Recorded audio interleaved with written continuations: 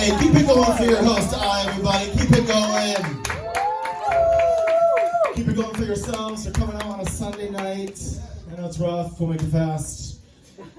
Every single show that I do, like without fail, the host will have to pull me aside. They're like, hey, we gotta talk about how to pronounce your bullshit last name. Like, that tracks. They're like, is it Dershin? Is it Dirtian?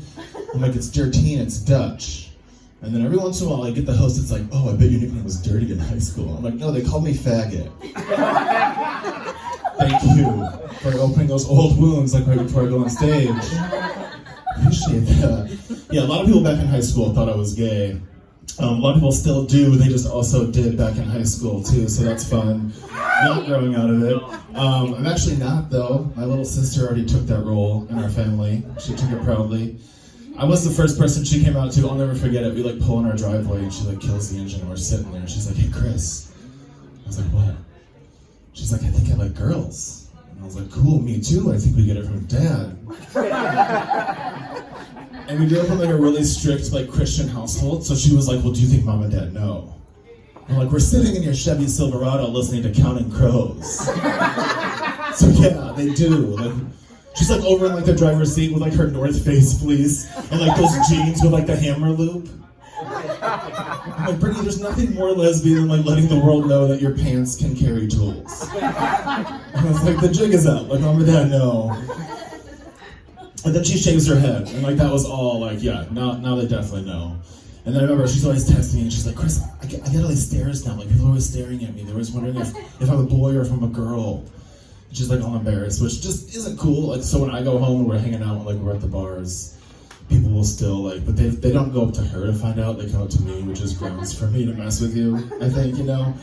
So like they'll just come up to me and be like, hey, is that a boy or is that a girl? I'm like, yeah, that's actually my little sister. She has terminally ill cancer. You're a jerk. I'm so sorry. I'm like, yeah, it's pretty serious. It's type F. For fake. Because she's just a lesbian and you're just an asshole.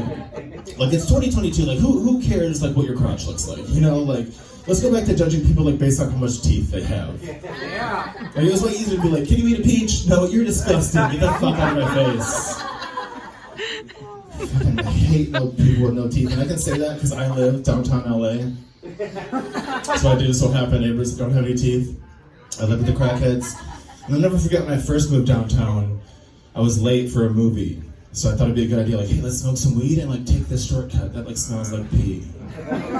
Famous last words. So I'm like passing by all these tents, and like in my head I'm like, please just stay home. Like don't come out and like crush your cans or whatever the fuck it is you do. Like don't water your plants right now. Like let me just fucking get through Skid Row. It'll be good. And like I'm going and I'm almost to the end and I hear the zipper on the very last tent go. And 3 fucking crackheads came out and like formed like this triangle formation. Now clap your hands if you've seen Home Alone 2. Right round of applause. Yes! Almost everyone, hopefully.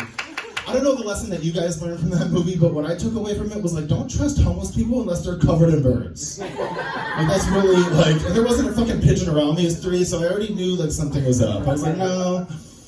So I walk up to them, and like the 2 in the back are just grinning with no teeth. They just look like Toothless from How to Train Your Dragon.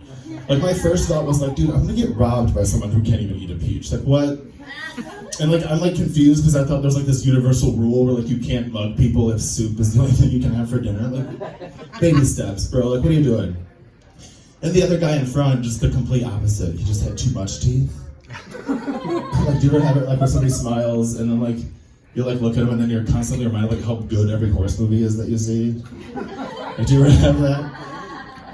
Because like he like smiled and I was like, dude, I need to rewatch See This. Like, I need to check out like Secretariat again. Like what's going on? So I come up to him and again he just smiles at me with his fucking 2-story house. And he's like, excuse me, if you want to pay us, you're going to pay a walking toll. Like this is the most polite mugging that I've ever. And I was like, honestly, like you 3 look like trolls. Like let's do this. Like if my next tracks. It's like I'm also like really good at riddles. So is it like what has 3 heads and 40 teeth collectively? Because it's this like situation that I'm in.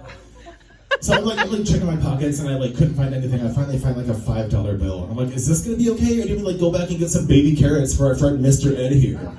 You guys, thank you so much. My name is Chris. I really appreciate it. Thank you.